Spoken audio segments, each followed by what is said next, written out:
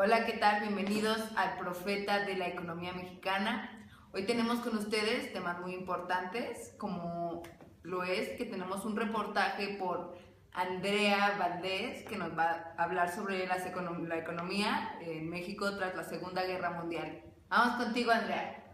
Gracias, Kenia. Bueno, pues como saben, la Segunda Guerra Mundial trajo muchas ventajas para el desarrollo industrial de transformaciones en México, ya que históricamente el mercado mexicano dependió en gran medida del desarrollo industrial norteamericano, que se orientó hacia la producción bélica cuando este país se vio inmerso en el conflicto en 1941 y con el cual México reanudó las relaciones diplomáticas luego que se habían roto con la expropiación petrolera en 1938. Bueno, desde el comienzo se redujeron de manera sensible las importaciones de bienes, de servicios y de consumo masivo demandados por el mercado interno y, a diferencia de eso, se demandó mucho la exportación de materias primas producidas en México, incluyendo algunos productos manufacturados como textiles, tabaco, bebidas y sobre todo el petróleo, cuyo principal cliente era Estados Unidos.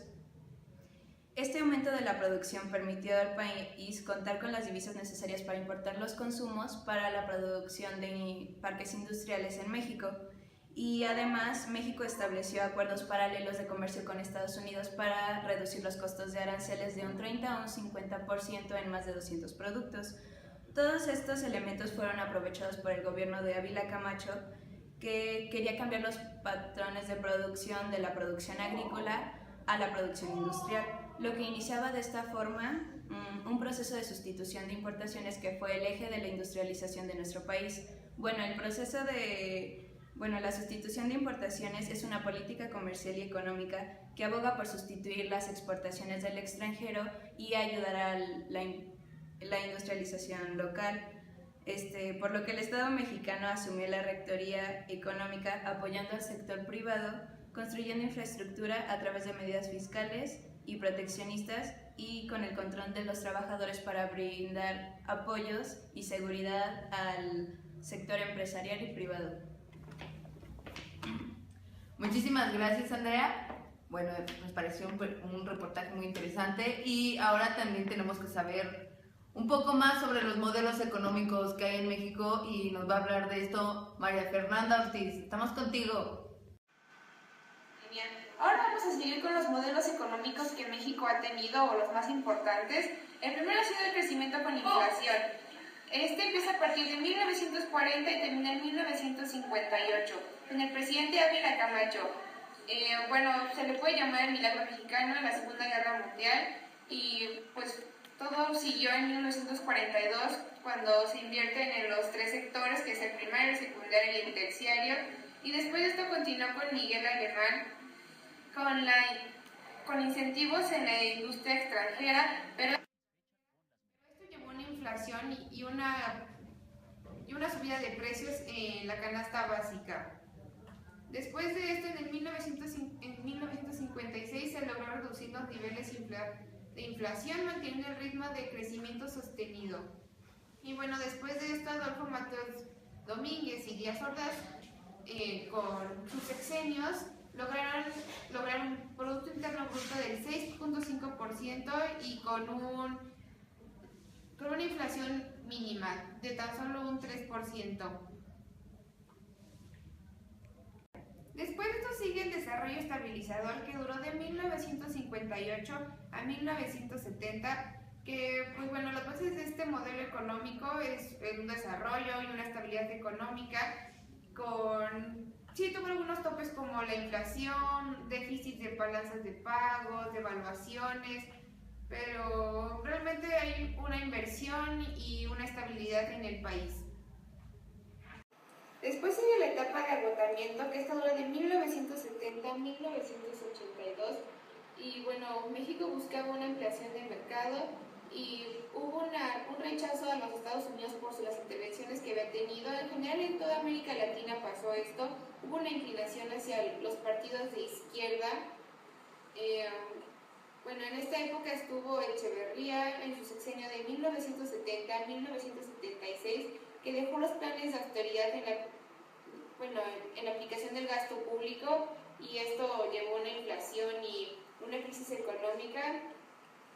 que dejó sin posibilidad al Estado mexicano para seguir cumpliendo las funciones políticas y sociales que se habían impuesto desde 1917. Sigue la etapa de agotamiento, que esta dura de 1970 a 1982, y bueno, México buscaba una ampliación de mercado y hubo un rechazo a los Estados Unidos por las intervenciones que había tenido. En general en toda América Latina pasó esto, hubo una inclinación hacia los partidos de izquierda. Bueno, en esta época estuvo Echeverría en su sexenio de 1970 a 1976, que dejó los planes de austeridad en la aplicación del gasto público, y esto llevó a una inflación y una crisis económica que dejó sin posibilidad al Estado mexicano para seguir cumpliendo las funciones políticas y sociales que se habían impuesto desde 1917. Ok, muy interesante, gracias. Excelente. Ahora vamos a ir con Paola Arellano, que nos va a hablar un poco sobre las definiciones que tenemos que saber sobre qué es neoliberalismo y qué es globalización. Dichos conceptos fueron tomados del escritor José Antonio Aguirre y la escritora María Fernanda Delgado. Volvemos contigo, Kenia. Muchas gracias, Paola. Ahora que ya sabemos todos estos conceptos, es importante saber un poco más sobre los acuerdos de apertura en México, hablando sobre el contexto de la globalización. Bueno, para esto tenemos que saber que para 1982, la crisis de deuda en México a causa del acelere echeverrista y López Portillista y la caída de los precios del petróleo condujo a agravar la inflación, y por lo tanto la llegada del primer presidente neoliberal, Miguel de la Madrid, se propuso elevar la eficiencia competitiva de la industria a nivel nacional e impulsar las exportaciones. Es por eso que de aquí en adelante vamos a ver cómo fue mejorando el financiamiento externo. Y bueno, para la época de los 90, México firmó tratados de apertura en el mundo con 44 países en ese entonces, lo cual creó mayor movilidad de capital, tanto financiero como productivo y humano, haciendo de México un lugar que circula a través de la globalización, como ya habíamos visto, y provoca la liberalización de movimiento conforme pasa el tiempo. La estrategia para mejorar la economía fue la firma de estos tratados, como los vamos a mencionar posteriormente, y primariamente en México la apertura comercial comienza con el Acuerdo General de Comercio y Aranceles. Y bueno, los 10 tratados. En el sur del continente encontramos el Tratado de Libre Comercio con Chile, Colombia y Uruguay, mientras que en Europa se sostiene el Tratado de Libre Comercio de la Unión Europea y con la Asociación Europea de Libre Comercio. Y en Asia tiene un Tratado de Libre Comercio con Israel. Y bueno, eso es todo. Muchísimas gracias por ver nuestro noticiero y nos veremos en el próximo Profeta Económico de México.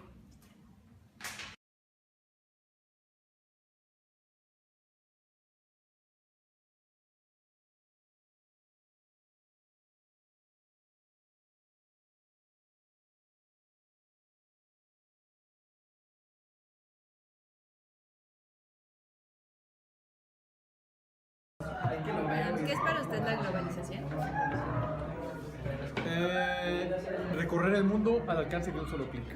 Hoy en día con la tecnología que tenemos, pues tanto económica, social, política y analíticamente, el mundo está conectado. Y la globalización pues prácticamente tal cual engloba, lo tienes todo. Y con el internet pues lo tienes todo al alcance de la mano. La segunda es, ¿cómo podemos ver reflejada en el país los efectos de la globalización? Ok. Hay muchísimos aspectos. Los que te puedo decir que ahorita me vienen a la mente, el primero es el idioma. Por la costumbre que tenemos de estar escribiendo ya muchísimas palabras anglosajonas o con el inglés, están perdiendo muchos detalles como los signos de puntuación. Ve que por lo regular ya le están quitando el signo de la interrogación a la primera pregunta. Siempre le están cerrando, primero. Segundo, la manera de hablar. Tercero, la globalización se ve reflejada por la cantidad de mercados o monopolios que nos están llegando de fuera. Por ejemplo, te dicen la palabra hamburguesa y te llega un McDonald's, que es un monopolio gigantesco estadounidense que refleja la globalización. Y un McDonald's lo vas a encontrar aquí, lo vas a encontrar en Florencia, lo vas a encontrar en China, donde quieras. Es un efecto de que en nuestro país estamos movidos por la globalización. La manera de manejar la política también es muy global porque nuestros ingresos dependen de cómo se muevan los demás en el mundo. Esa es globalización. La tercera es, ¿qué aspectos positivos o negativos considera que la globalización ha traído a nuestro país? Positivos. Tenemos toda la información del mundo al alcance de un clic, insisto. Es muy fácil saber que culturalmente, información, técnicas, estrategias del mundo para salir adelante. Con la globalización se comparten y el mundo ahorita maneja un solo vehículo virtual que es el internet y ya maneja un solo idioma que es el inglés universal. Eso englobó, facilitó las cosas. Lo perjudicial es que desgraciadamente está terminando con mucha identidad cultural. Como se están adoptando cosas de otras partes del mundo, está rompiendo el origen, está atacando eso. Es una gran desgracia. ¿Qué ha representado para usted la globalización? ¿Ha mejorado su economía? ¿Ha impuesto nuevos retos? Me han puesto bastantes nuevos retos. Aprender otros idiomas, conocer otras culturas, interés en otras culturas que yo creo que de niño no me hubiera imaginado, ni mucho menos tenerlos al alcance. Y en mi idioma eso es grandioso. Por eso estas generaciones que están muy palpables con globalización, es lo que les digo, aprovechen. Sí me ha beneficiado económicamente, aún no veo resultados, espero verlos. Y también hay que ver los efectos que tenga en otros lugares del mundo y en otras personas. Y la última es, ¿piensa que la globalización ha ayudado a resolver los problemas de pobreza extrema en el país? En el caso mexicano, no, para nada. Al contrario, se han agraviado. ¿Por qué? Por la competencia. Velo en este detalle. Oxxo. El Oxxo es un problema, es una situación global. Tienes Oxxos en México por todos lados, y no únicamente en México, en varios países ya hay Oxxos. ¿Qué tiende a tener este efecto de la globalización cristalizada en un Oxxo? Acabar con negocios pequeñitos. La libre economía, y sobre todo en México, que depende de la economía de esa manera, se está bien afectada por eso. Aún no se ve que acabe con la pobreza extrema, sino al contrario, le está agravando, está separando más eso notorio. Esa es una de grandes ventajas de la globalización. Son todas. Gracias. Un placer. Buenas tardes, estamos aquí con la maestra Mariani de Habilidades y Valores. Y bueno, le vamos a hacer unas preguntas. ¿Qué es para ti la globalización? La globalización es que la información, la comunicación, todo ya está a nivel global, así como la economía. Ok, perfecto. ¿Y cómo podemos ver reflejada en el país los efectos de la globalización? La cantidad de productos diferentes que tenemos de otros países, los productos que nosotros ya mandamos a otros países y la información que ya en segundos puede estar de una parte a otra del mundo. ¿Y qué aspectos positivos y o negativos consideras que la globalización ha traído a nuestro país? Yo creo que todos son positivos, depende de cómo los tome la gente. En los periodos cuando el gobierno protegía las importaciones, las industrias se hicieron flojas y no se hicieron competitivas, y por eso para ellos es malo, pero la globalización es buena. ¿Y qué ha representado para ti la globalización? ¿Ha mejorado tu economía? ¿Te ha impuesto nuevos retos? Sí me ha impuesto nuevos retos, entre ellos aprender más idiomas, pero también muchas cosas buenas como tener información y poder aprender de personas de otras partes del mundo. Sí, perfecto. Y por último, ¿piensas que la globalización ha ayudado a resolver los problemas de la pobreza extrema en nuestro país? ¿Y por qué? Sí, o debería de hacerlo si la riqueza estuviera bien repartida y la gente quisiera superarse, pero no en todos los casos es así.